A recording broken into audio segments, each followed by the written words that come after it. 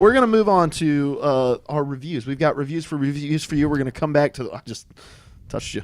We're going to come back to your thing. He's got to go, though. He's got somewhere he's got to be. And he got a chance to play Syndicate, and I want him to have a chance to talk about some Syndicate. I just don't want him to leave. That's what I appreciate that. I love – I'm sorry. Seth.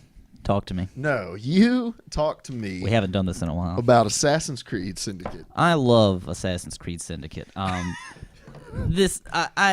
Unity, we've been talking about it in kind of the lead up month or two occasionally about just how kind of some of us are excited about this game, some of us haven't been, some of us just don't care.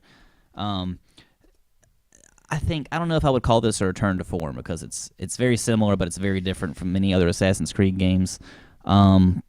But after Unity, it's very refreshing to see something that so far for me has actually worked. I think I'm 7 hours into the game, and so far I haven't had one hiccup other than the control issues that come with such freedom of movement. And it's happened in every Assassin's Creed game since day one. You try to jump onto a post and you end up kind of sidling up against it, or something or kind of stepping up and stepping back down. But that's par for the course. I mean, you can't ask for perfection. You can, but you'll never be happy.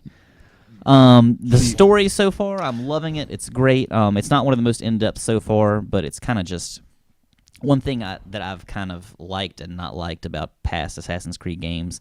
Black Flag did it similarly to this game, but in maybe like 3, where you're playing as Connor and you start off as a little Native American boy, and you kind of have to grow up, and the tutorial is like 3 or 4 chapters long, and only then do you become an assassin.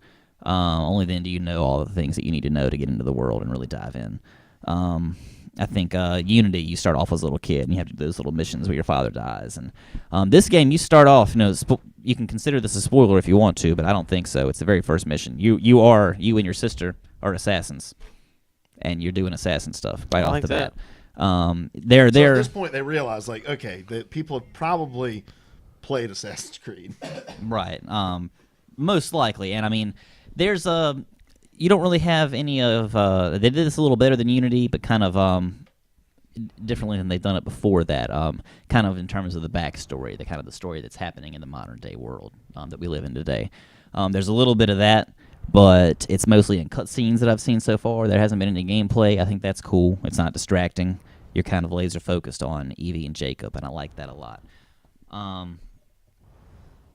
The sandbox is awesome, I think. We tried to watch a little bit of it earlier, but the thing about sandboxes the thing about open world games is that you can get on Twitch and try to watch someone do whatever they're doing, but they're going to be doing some weird stuff, like seeing how many people they can fit in a stagecoach and how they appear when they're in the stagecoach. And trying to run it into water when the game is clearly designed. Yeah, like people that are bug testing and stuff like that, which is kind of cool to hear the final result of, but it's really boring to watch.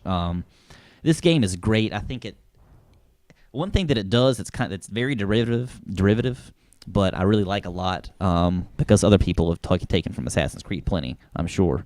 There's a little bit of Arkham in there, the Arkham games. You've got your grappling hook that kind of lets you just get around the world so much easier. You can use it as a zip line. You can use it to scale tall buildings and 2 or 3 little leaps. Grand Theft Auto, the stagecoach. I think it's so much fun to just be running around Victorian London and press O on my PlayStation, and all of a sudden I'm punching a guy and pulling him out of a stagecoach and jumping in and riding off into the night. Things are very destructible in the environment too. Like you can't run into a building and chip the stone, of course, but you can run through little small trees and little, I don't know what you call them, but little chains and stone blocks that are kind of against the sidewalk, kind of like primitive guardrails. Just crashing through those. Your stagecoach is destructible whenever you steal one, so you're kind of banging into things and chipping. The wheels start to wobble a little bit as you go along. The game is gorgeous. I really like it a lot, and like I said, I haven't had any problems so far in terms of functionality. So, I'm just really happy so far. My review in a word. I'm happy. However you want to say it. I'm just satisfied so far with this game. It's not too much. One of the things that I loved and hated about Unity is that there was so much to do in the map.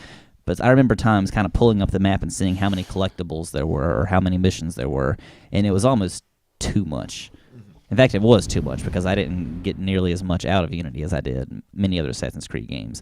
This, I wouldn't say offers less, but it does offer less. Like you can look, we looked at the map earlier, and there are kind of almost sparse little things around, like little icons of things to do.